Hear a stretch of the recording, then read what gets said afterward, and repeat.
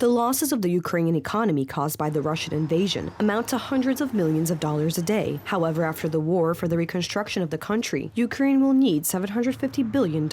Confiscated Russian assets are to be a key source of financing these costs. But this is not enough. Coordinated international aid is needed. The direct losses to Ukraine's infrastructure caused by the Russian invasion amount to more than $100 billion. Over 1,200 educational institutions, over 200 hospitals, thousands of kilometers of gas pipelines, water and electricity networks, as well as roads and railroads are destroyed or damaged. The Russian authorities unleashed this bloody war, caused this enormous destruction, and must be held accountable for it. Well, Russia needs to be held to account for this appalling war that has been perpetrated in Ukraine. And we are looking at options for the deployment of Russian assets. We've discussed it at the G7, and many of our allies are also looking at how we can make sure that Russia is contributing to Ukrainian recovery. We're also working closely with international organisations like the World Bank as well. But what I want to be clear about is we're determined to give Ukraine the support it needs. The plan for Ukraine proposed in Lugano was broken down into three main pillars: the rapid restoration of vital infrastructure, followed by the urgent restoration of hospitals, schools, and temporary housing, and finally, a long-term transformation plan. The Czech Republic, Finland, and Sweden will help rebuild the Luhansk Oblast, USA and Turkey, Kharkiv, Germany, Chernihiv region, Ireland, the Rivne region, and Poland and Italy, the Donetsk region.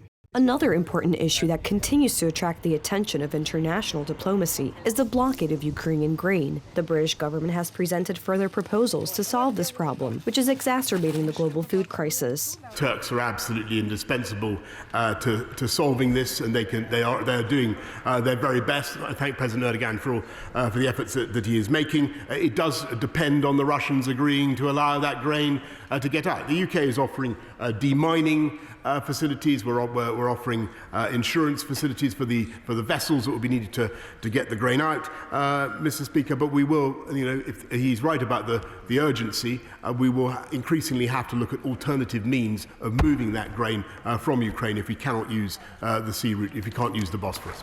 Meanwhile, in Brussels, Finland and Sweden signed NATO accession protocols. These countries applied to join the alliance after the Russian aggression against Ukraine. As Secretary General Jens Stoltenberg emphasized, this is a historic moment for both these countries and for the alliance and common security. The accession of the new members of the pact must now be ratified by the parliaments of all 30 allies. The last process lasted 12 months, but as the head of the alliance mentioned, due to the war in Ukraine, the current one will be significantly shortened, which means that Sweden and Finland may become full NATO members this year.